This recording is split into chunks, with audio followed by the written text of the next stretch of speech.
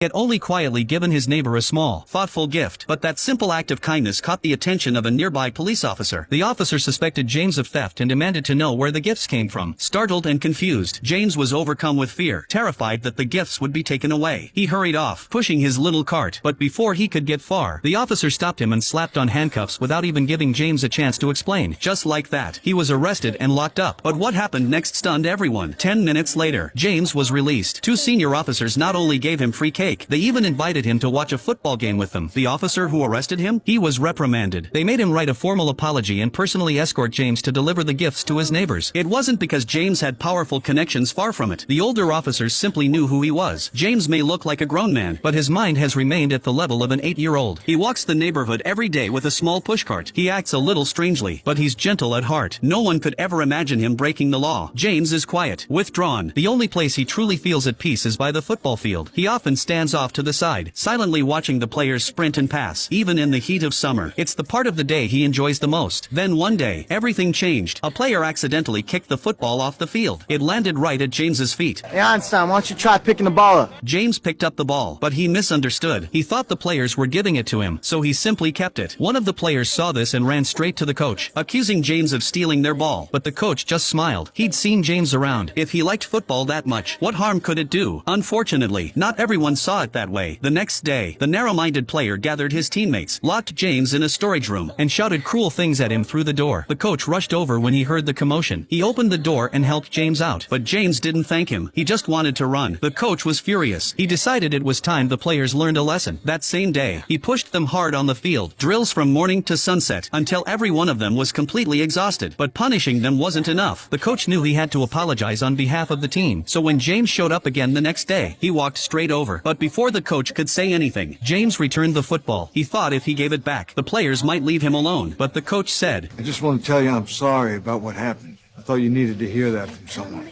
Still feeling responsible, the coach asked James to join the team as his assistant. James didn't answer right away, but that night, when the team played a home game against Baker High, he showed up quietly on the sidelines. His eyes were full of hope. The coach saw that look. So the next day, when James appeared again near the training field, he asked an assistant to bring him a bottle of water. But when the assistant got close, James instinctively backed away. So the assistant gently placed the water in James's cart, to show he meant no harm. When James finally drank it, the coach knew this was the right moment. He spoke kindly, once again inviting James to join the team. And this time, he didn't just use words, he took action. He welcomed James into the team's inner circle.